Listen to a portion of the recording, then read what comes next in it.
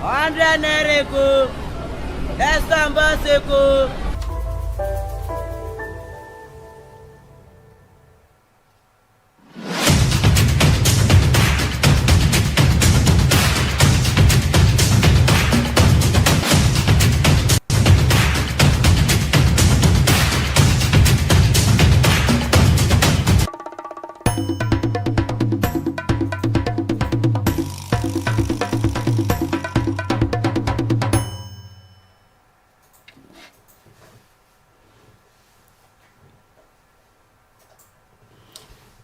It's a beautiful and bright morning here in the city of Lagos, Nigeria. It is Wednesday, 8th November 2023. Good morning, Lagos, and good morning to our dear esteemed viewers across the globe. Ekaro Lagos, Otutuoma Lagos, Nakwana Lagos. Just like the Yoruba people, we have it, the Igbo, we have it, and then the Hausa, we have it. Yes, it's Lagos this morning here on your screen, where I will be discussing from politics to entertainment to business, and also I'll be bringing you some healthcare report this morning, and we'll also be having a foreign news this morning. My name is Kofirola. Do let us know where you are watching us from. You're welcome to Lagos this morning once again. Now let's move on to the headlines we have for you this morning. Focus on solid minerals to boost revenue, Aviation tells FG. Certificates racketeering, Lagos Assembly probes lawsuit. Nigerian lament as Canadian embassy suspends Abuja operations. And then moving on to the business news this morning, over $700 million remain trapped in Nigerian foreign airplanes. FG saves 1.45 trillion naira from the subsidy removal. Now on to entertainment news. I was diagnosed with life-threatening infection, Tenny says. Irish chef Alan Fisher breaks Nigerian Hilda Bassi's cook-a-thon Guinness World Record. Debt allegation, Blessing CEO apologizes to Davido after police questioning. Then on Mohbad's widow testifies before coroner recalls singer's last moments. And then moving on to the health report this morning, we have people with bottled up anger risks dementia health diseases. 14-year-old emerges US Young Scientist Award with cancer treatment soap. Foreign news this morning, we have he thought his daughter was killed by Hamas. Now he says she's been held hostage. Those are our headlines for today's Lagos this morning. Let's quickly go on a short break, and when we're back, we'll be taking these stories one after the other. Stay with us. 100 Nereko, Estambaseko.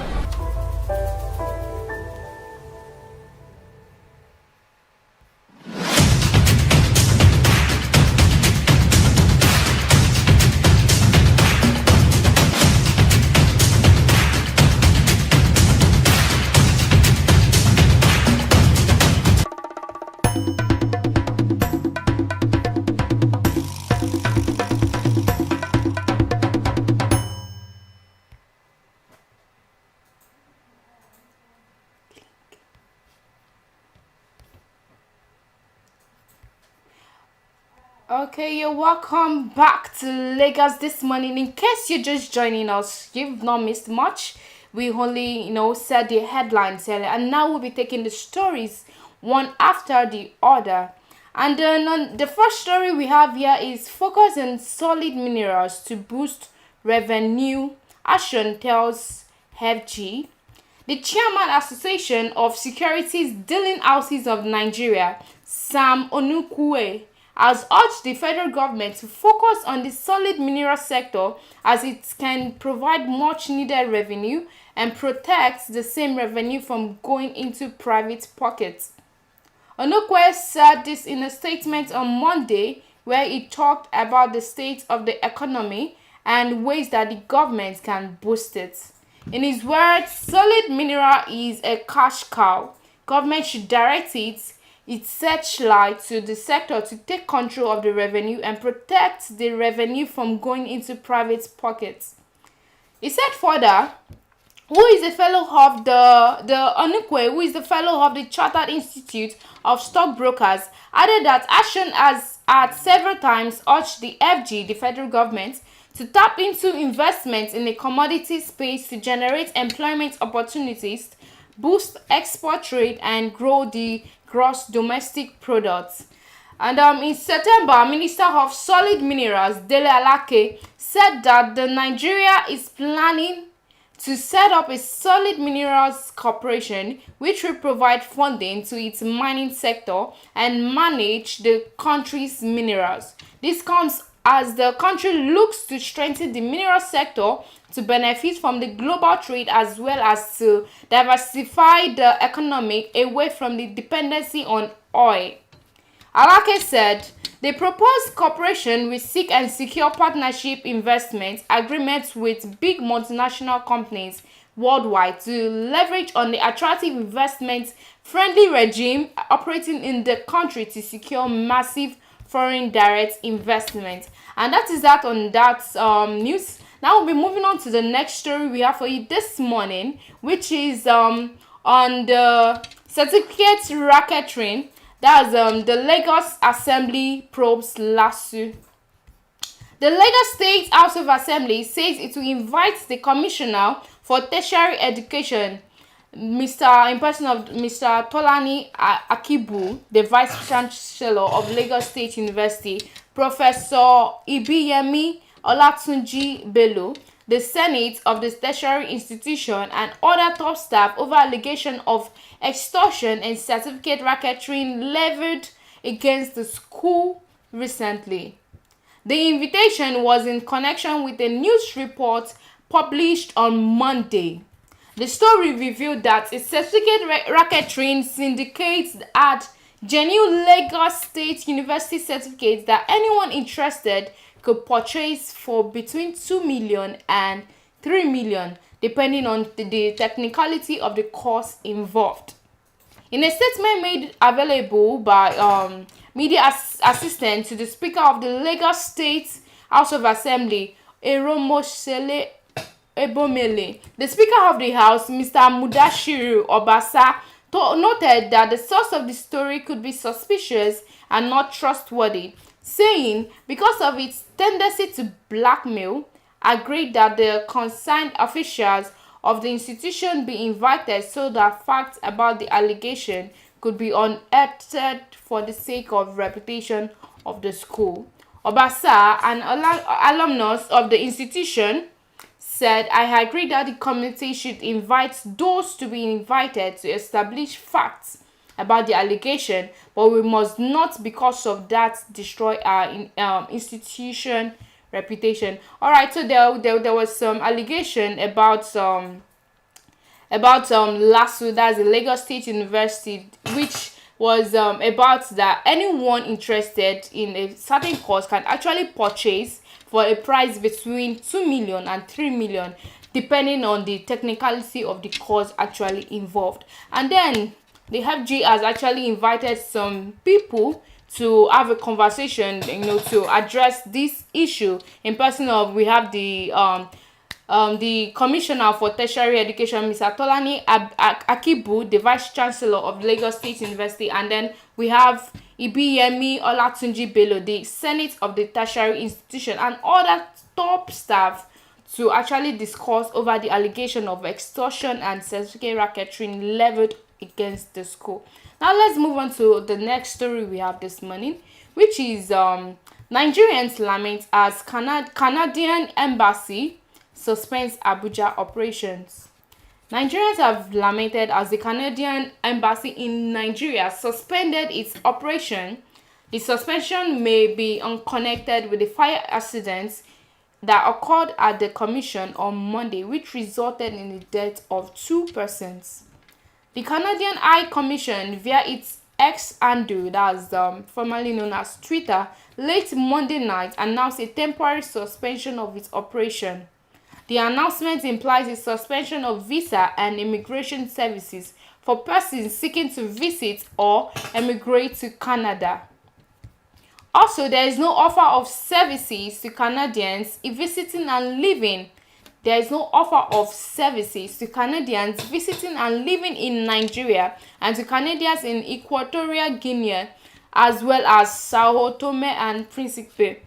The statement by the embassy read that the High Commission of Canada to Nigeria in Abuja has temporarily suspended operation until further notice. And that is that and that. Let's move on to business news that we have for you this morning. And it says over $700 million remains trapped in Nigeria foreign airlines. Foreign airlines have disclosed that about 90% of their $783 million trapped funds have not been paid. The airlines stated this during a stakeholders forum convened by the Minister of Aviation and Aerospace Development, Festus Keyamo, in Lagos recently. According to data from the International Air Transport Association, as of August 2023, Nigerian accounted for a substantial $783 million of airlines blocked funds. Despite recent efforts to alleviate the situation, the airline said a significant portion of those funds remain inaccessible to them. Furthermore on this story, the chairman of International Airline Operators, Mr. Chima Kingsley, emphasized that while international banks had received some funds from the Central Bank of Nigeria that only accounted for a fraction, less than 10% of the trapped funds. The bulk of the blocked funds are with Nigerian commercial banks. The bulk of the money has not been paid, he said. That's the chairman, a statement from the chairman of International Airline Operators, Mr. Chima Kingsley. And then moving on to the other story on business, FG saves, which is our main topic for today's conversation on Lagos this morning. FG saves 1.45 trillion from subsidy removal. The federal government has so far saved 1.45 trillion naira from earnings generated from the removal of subsidy on premium motor spirits, popularly called petrol, between June and September. This is according to FAAC allocation documents obtained from the website of Nigerian Governors Forum and National Bureau of Statistics. An analysis showed that the funds remitted monthly to the non-oil revenue savings accounts of the government received the sum of 696.93 billion naira in June, 389.7 billion naira in July, and 71 billion naira in August, and 289 billion naira in September. The President Bola Tinubu announced the removal of petrol subsidy during his inaugural address on May 29, 2023, saying subsidy is gone. And then before the removal, the Nigerian National Petroleum Company Limited said it spent 1.828 trillion naira on subsidy payments between January 2023 to May 2023, which 55% higher than the amount paid in the corresponding period of 2022. About 1.15 trillion naira was spent on subsidy in the first 4 months of 2023. Breakdown of figures showed that 274.769 billion naira was expended in January 2023, 477.742 billion naira in February, 415.381 billion naira in March, and 353.130 billion in April respectively. And then on August 1st, 2023, as we know, Bola Tinubu, in a national wide broadcast, revealed that the federal government of Nigeria has saved 1 trillion in the 2 months, June and July, since the removal of the petrol subsidy. Tinubu said these monies that should have been otherwise squandered by those he called smugglers and fraudsters will now be channeled into intervention programs targeting families nationwide. He stated, in a little over 2 months, we have saved, this is in Tinubu's words now, in a little over 2 months, we have saved over 1 trillion naira that would have been squandered on the unproductive fuel subsidy, which only benefited smugglers and fraudsters. Alright, and that is that on business news. We'll be going on a quick short break now, and when we're back, we'll move into the other stories we have for you this morning. Just stay with us. It is Lagos this morning. 100 naira ko. Let's go.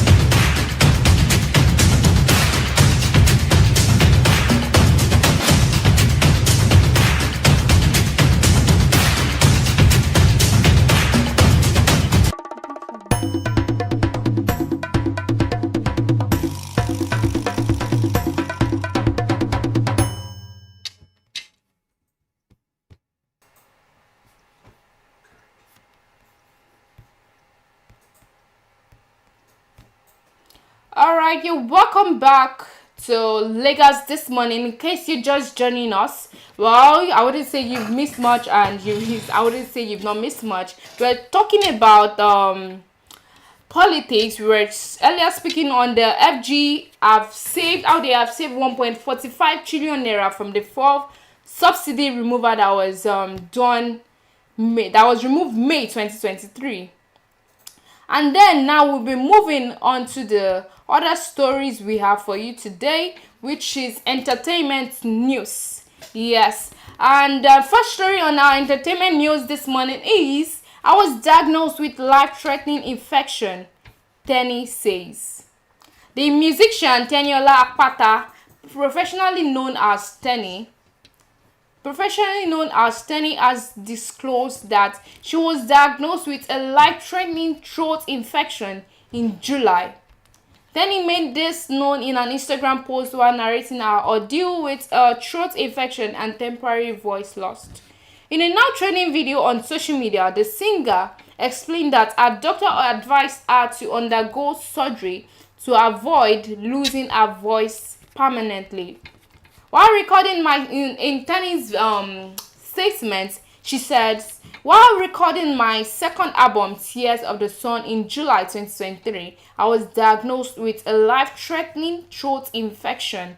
After different bouts of temporary voice loss, my doctors advised me to undergo a major operation or risk permanent voice loss. I was hospitalized in September 2023 after repeated cases of exhaustion. I had lots of injectables in 5 days. And then October 2023, I mildly recovered my singing voice after seeking medical assistance despite not undergoing surgery. November 2023, I'm fully back on stage. My new single, Malachi, is my song of praise and thanksgiving to God for His mercy and grace. That's from Tenny. Tenny was diagnosed of a throat infection earlier in July, actually, and then now she's actually good after she had undergone a surgery for that. And then she says that in her song that will soon be released, Malachi, which is a song that she's going to be used to show her gratitude and thanksgiving to God. So we should expect a song right there from Tenny.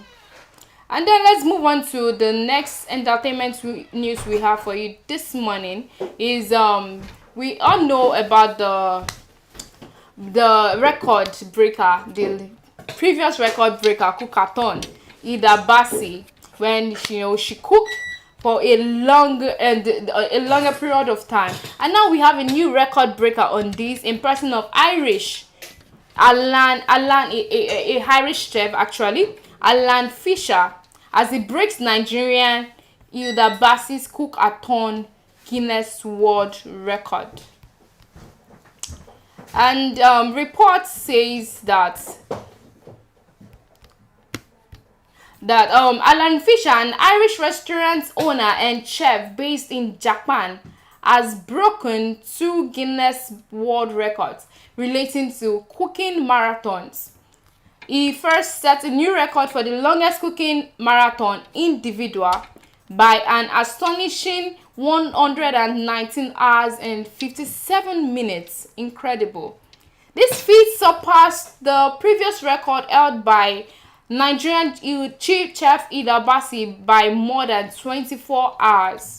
According to the statement of the Guinness World Record official website, following this remarkable accomplishment, Fisher had then tackled the longest baking marathon individual and succeeded in setting a new record with a time of 47 hours and 21 minutes. The previous record was held by Wendy Sadner from the United States with 31 hours and 16 minutes. Fisher took on both record-breaking attempts back-to-back, enduring a grueling schedule that saw him in the kitchen for over 160 hours with just over a day of rest between both feats. That's a big win. So he was able to actually break 2 records. That's he broke the record of the longest cooking hour by the Nigerian chef Hilda Bassi by more than 24 hours, and also the longest baking marathon individual, which he did that for 47 hours and 21 minutes, breaking the record that was actually earlier laid by the previous record breaker Wendy Sadner from the United States, who baked for 31 hours and 16 minutes. Incredible. All right, before we move on, I would like to take a few of our comments that we have here this morning. All right, Gladys Chisom, good morning, Kofo. You look beautiful today. Oh, thank you. I'm blushing. Thank you very much. Good morning, Gladys. Where is Ebuka? Ebuka is currently not available, but is sure to join us tomorrow. Thank you. Pan Afro, some bottled up anger come in the form of trauma. Such feelings can only be cured through justice. Okay, interesting. Then we have from Dan. Good morning, Kofo. How are you doing today? Good morning, Dan. I'm good. Very well, thank you. How are you too? I hope you're good. Pan Afro again says that the Nigerian Administrator of Immigration is currently undergoing operational difficulties. Question of competency. Well, you have a valid point right there. Also from Dan, we have, so where is the money? What have they used it for?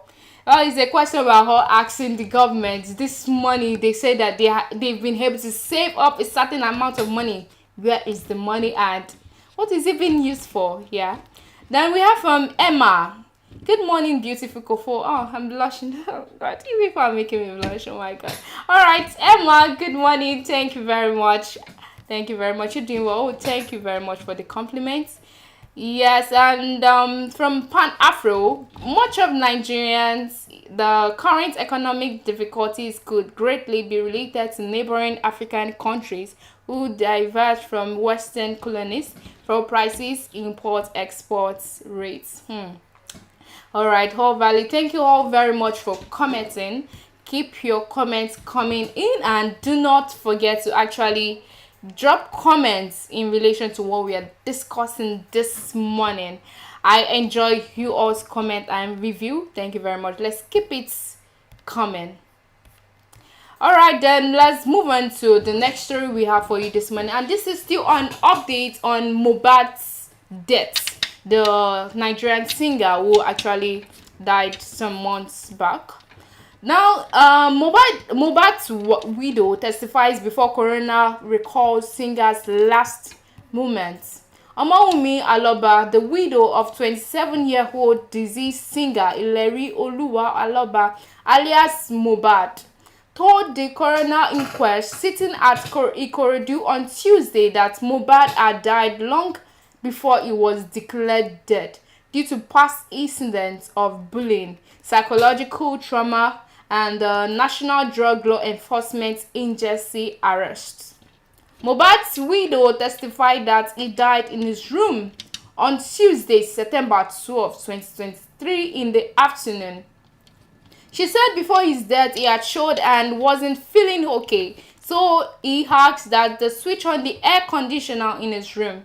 But the AC wasn't working either, so they rushed him to the son's room. Omowumi stated that she was in the kitchen while this was happening, adding that when she came out she saw the nurse injecting him and she heard Mohbad telling the nurse to remove the syringe. She further told the coroner that it was at that point that they had to rush him to the hospital.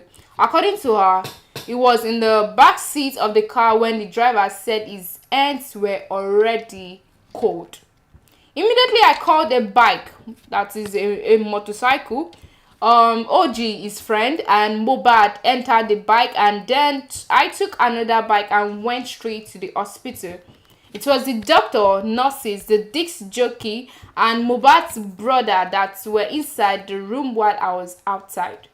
When they told me that he was dead, I said it was not possible because I still spoke to him 20 minutes ago, and he said after his injection he would take his son for 5 months photo shoot, he said. She also explained that before his death, they went for a show on Monday, September 11, 2023, and there were about 10 people.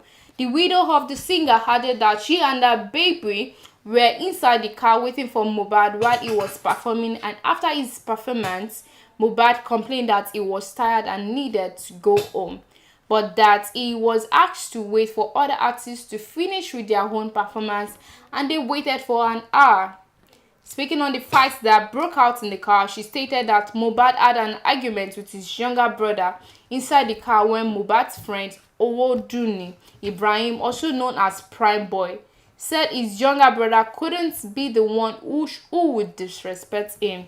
She also added that Prime Boy said he knew what he would have done, but Mohbad told Prime Boy that it was because they were outside, and that if they were at home, he would have fought his brother. Okay, so this is just a hearing from Mohbad's widow.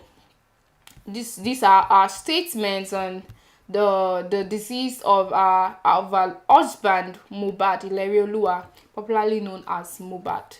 So more cases keeps coming up. There are some people already in custody and then going through some interrogation, questioning and all. So more case keeps coming up on this this case, this Mohbad's case, and as it keeps coming, we trust also always give you the updates on that.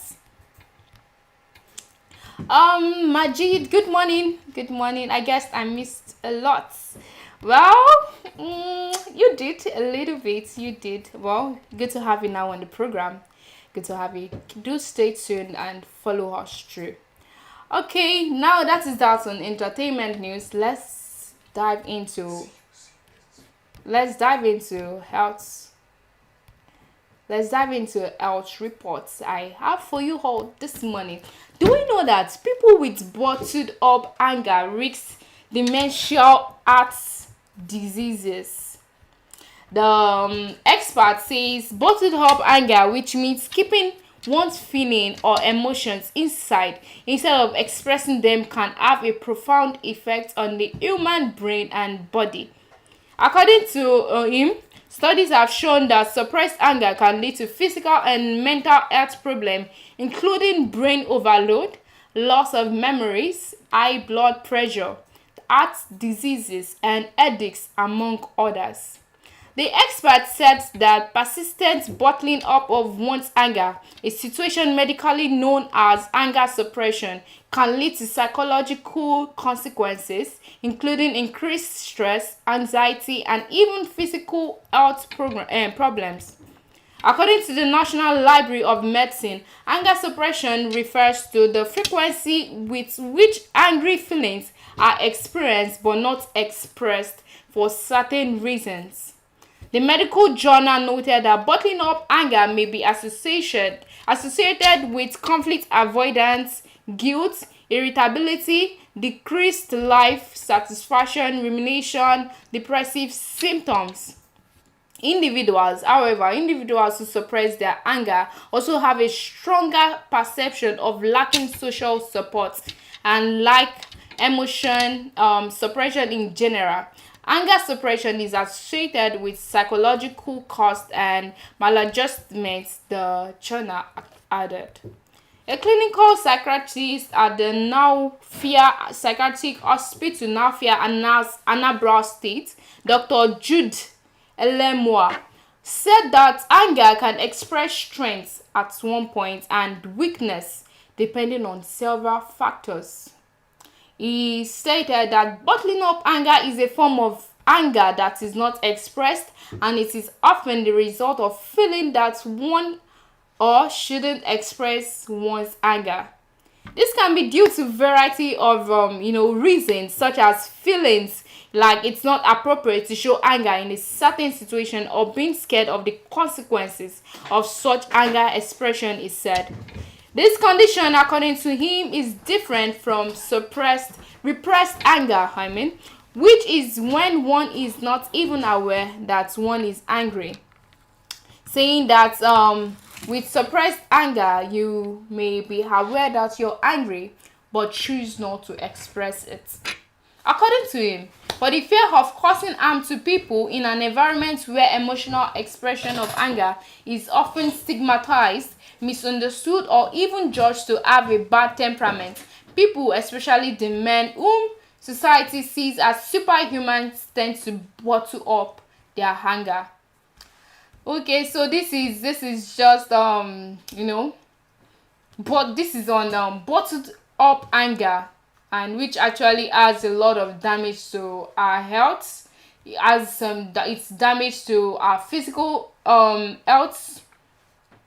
We're not saying, I'm not trying to be, this report is not really saying that you should now get angry at every little thing, or you react at every little thing, but it's just simply saying that you shouldn't bottle up anger, you shouldn't bottle up grudges, you shouldn't bottle up things that should actually be spoken out. You shouldn't sweep some certain things under the carpet, because it is not good for your health, it is not good for anybody. So there are surely ways you can actually communicate your feelings in a way that it won't show that you're actually trying to pick up a fight, or you're trying to just want to argue, or you want to just sound disrespectfully.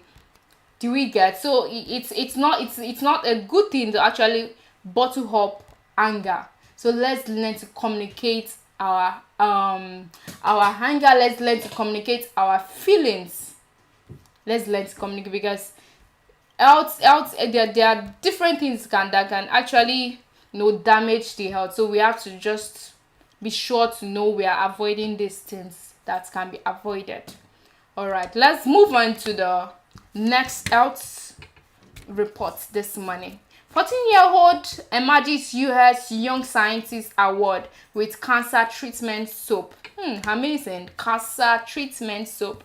Okay, what do we have on that? A middle school teen, Iman Bikele, has emerged as top young scientist. A 14-year-old young scientist, after inventing a bar of soap that can cure melanoma, a type of skin cancer. Melanoma, a type of skincare cancer. Skin cancer, The 14-year-old 9th grade Anadela Virginia won the award after beating 9 other contestants. He won $25,000 in 3M's 2023 Young Scientist Challenge for inventing a bar of soap that could be used to treat skin cancer. USA revealed that today. With the prize funds, Bikala plans to move his soap invention through the Food and Drug Administration (FDA) for approval processes. He said he wished to introduce his product to the market as an affordable treatment option for a disease that kills nearly 8,000 Americans a year. According to him, curing cancer one bar of soap at a time. I have always been interested in biology, technology, and this challenge gave me the perfect platform to actually showcase my ideas. His ambitions, he disclosed, is to expand his work in the non-profit space to help as many people as possible, adding that his future plans also involve looking forward to moving from just focusing on cancer to topics like DNA and electrical engineering. Okay, this is so amazing, right? Yes, because I mean, a young guy like this, a young guy like this already, inventing something that can actually cure cancer, skin cancer. It's amazing, and great kudos to him, honestly. I remember when I was 14, what did I invent? Well, time keeps changing, and a lot of things keep coming up and coming up. It's just not, what we can just do now, this our generation, is to try to put our kids, the generation that will be coming from us, that we should just put them in the right path, and then help them to be able to create impacts. Let's set good legacy down for them. It's an amazing thing. Kudos to him, the 14-year-old young scientist who invented a skin cancer bar soap that can cure skin cancer. All right, then let's have our foreign news this morning. Let's not forget to keep dropping our review on our stories this morning. Let's not forget, from the issue of Mohbad to the subsidy, the amount the FG have been able to save from the subsidy removal. Let's not forget to drop our review on the on what Action tells FG on the solid, that telling them to focus on the solid minerals to boost revenues. What do you think about that story? Let's hear your review on the the allegation that was placed on us Lasso on the certificates racketeering. Let's hear your views on that, because that is what I'm here for, to hear your views, to hear your opinions. And on the Canadian embassy that suspends Abuja operations, and also on the 700 million $1 million that was trapped in Nigerian foreign airlines. Let's hear your views. Let's keep it coming. I can see you all commenting, revealing. Let's keep it up. The record breaker. Idabase has also, congratulated the current record breaker, but Ida still remains the Nigerian record breaker in cooking competition. Hopefully, we have more women to arise and break some records. Yes.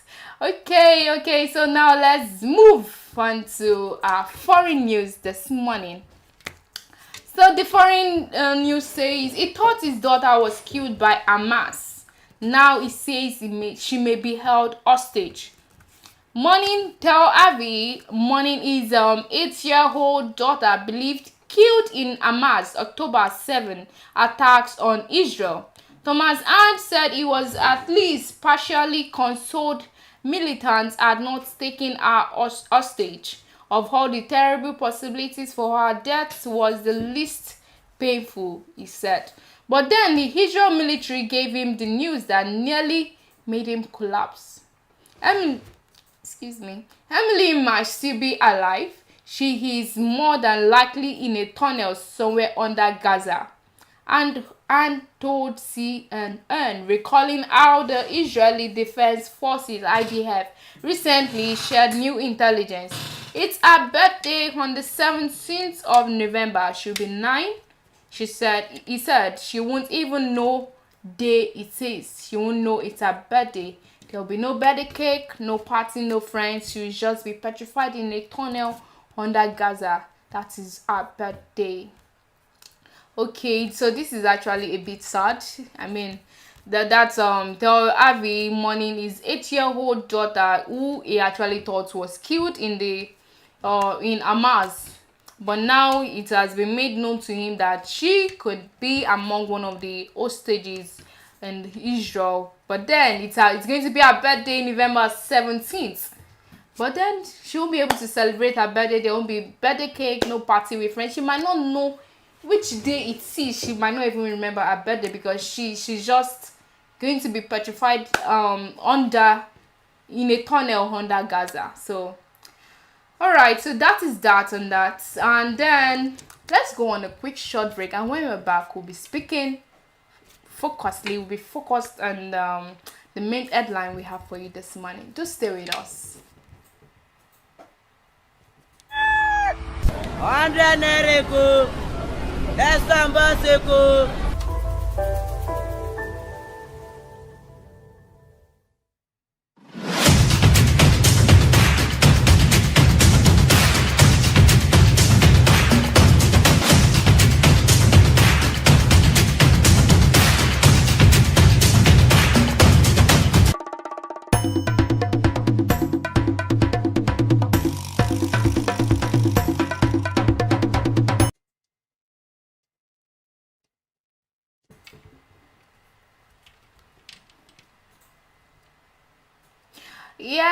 Yes, you're welcome back to Lagos this morning, and it's really been wonderful because I have been enjoying myself here in the studio, and I believe that you all have actually also been enjoying the program.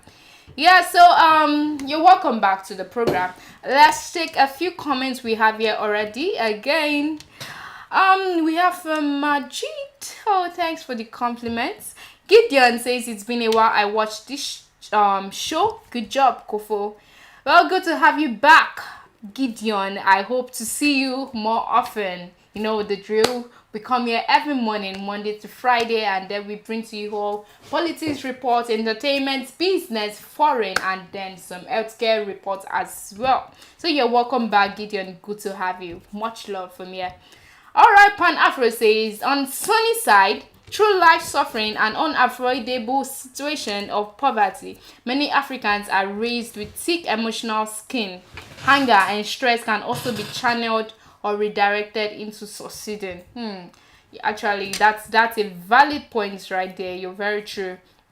Because we Africans, that's why we are called the giant of Africa, because we have Nigerians, that's why we're called the giant of Africa. We have been able to, they raised us in an, how do I put it, in a non very comfortable environment, and we have been able to push through. That's why we wear a tough skin, and within our tough skin we have soft heart as well. Okay, then let's keep our comments coming in. Enjoy myself like I said earlier, and I believe you had to. Let's keep our comments coming in, and then I'll be more than glad to actually hear your opinions right here. And do not forget to tell us where you're watching us from. If, for example, my name is Kofo and I'm watching you from Lagos, Nigeria. So let's keep that coming in. Do not forget to tell us where you're watching us from. Okay, FG saves 1.45 trillion naira from fuel subsidy. We can all remember when the president, at his just when he was appointed, he removed the subsidy remover. That was May 29, 2023, and over the time they've been able to save 1.45 trillion naira from subsidy remover. And then the president says that this is much better, instead of actually paying for subsidy and then letting it go to the smugglers and fraudsters. So they've been able to save 1.45 trillion naira. But now the questions we are asking, the Nigerians are asking, is where will this money be channeled to? Where will this money be channeled to? So now let's keep our comments coming in. Let's hear it. Let's hear what you have to say about this. The 1.45 trillion naira from fuel subsidy that was actually removed. And the trade union, a quick on trade union Congress president, the first choice Osifo, had raised an alarm over monies claimed to have been saved by the government. Osifo asked where the money saved since subsidies were removed was. Speaking on the matter during an interview, Osifo said since the government announced that 1 trillion has been saved, there is no reason to continue borrowing money, adding that AG should simply deploy part of the funds on Nigerians. Osifo said the president and excuse me. Osifo said the president and commander-in-chief on his own came and said the country has saved 1 trillion. The federal government went everywhere to announce that if the subsidy is removed, it's going to save substantial money. And so we don't expect them to go anywhere and start borrowing money. They told us they were going to save money. So where is the money that you have saved? And how have they deployed this money? So that's like the question that is being asked. That's the question that is being asked. Where are this money? This money that they are saying it's been saved. How are the money being deployed? Like, how is it being used? So that's it. Meanwhile, the Minister of Information and National Orientation, Mohammed Idris, stated that the government has made a lot of savings from the petrol subsidy removal and passed the same to state government to assist in cushioning the effect of the policy on Nigerians. He disclosed this at a parallel with senior journalists on Monday in Abuja. The ministers who didn't ascertain the amount saved emphasized that a lot has been passed to state governors in that regard. Okay, it seems we have a comment here from Pan Afro. Thank you very much for staying through, coming through, brother. Always, dropping your review. On the other side of Nigeria lost airline investment, the foreign partners may equally lose investing capital from unrecoverable assets located within Nigerian infrastructure, developed real estate. I'm not sure I quite got your comment there. Good. Help rephrase, please. Okay, like I was saying, then he said the minister who didn't ascertain the amount saved emphasized that a lot has been passed to state governors in that regard. He said so much money has been saved since the removal of fuel subsidy. Some of the money that has been saved has been given to states. Mr. President believes that the state governments are closer to the people than the federal. That is why the administration has been passing funds through the governors to provide palliatives to cushion the effects of the subsidy removal. I cannot give the exact figures right now because it is an ongoing exercise. Oof, wow. So that is that, and the FG, the amount they've been able to save from the subsidy removal, where are the money going to? Like, where we are not seeing the palliatives they are saying they are giving. Or are you seeing palliatives? Have you gotten palliatives? So yes, let's keep your comment coming in, and well, we'll be running up soon because as much as I would love to stay more on this program, time is not so much on our sides. But then whichever way, we would continue tomorrow where we left it. Okay, so let's not forget to comment. Let's drop your comments, and I thank everyone who has been commenting since the beginning of the program. I thank every of our viewers as well. Let's keep commenting. It's still on the 1.45 trillion naira that was saved from the subsidy removal. The subsidy removal that was removed May 29th of 2023 is the appointment of the current president of Nigeria, President Bola Tinubu. Okay. And that is that we have for you on today's program.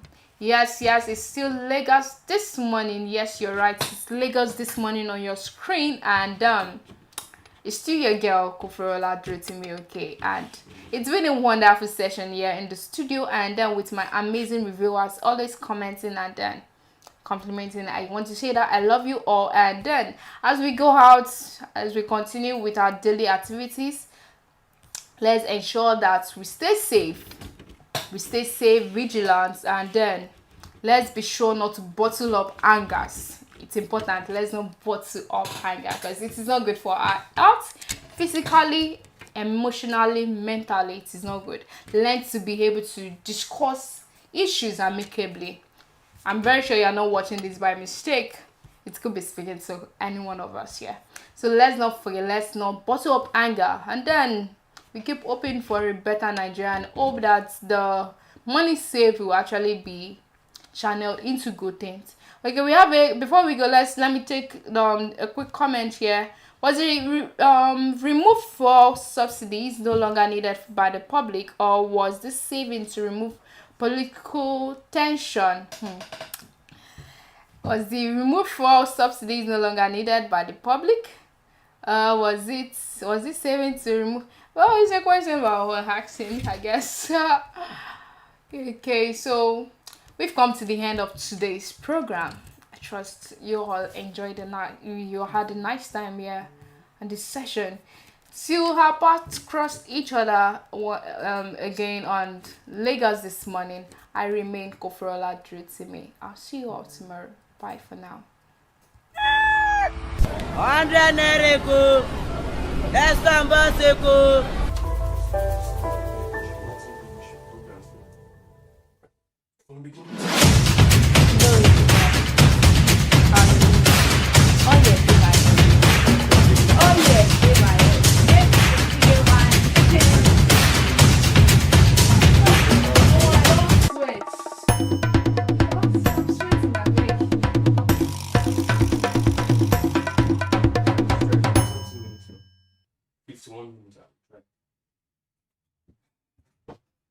How was it, Sha? Was it okay?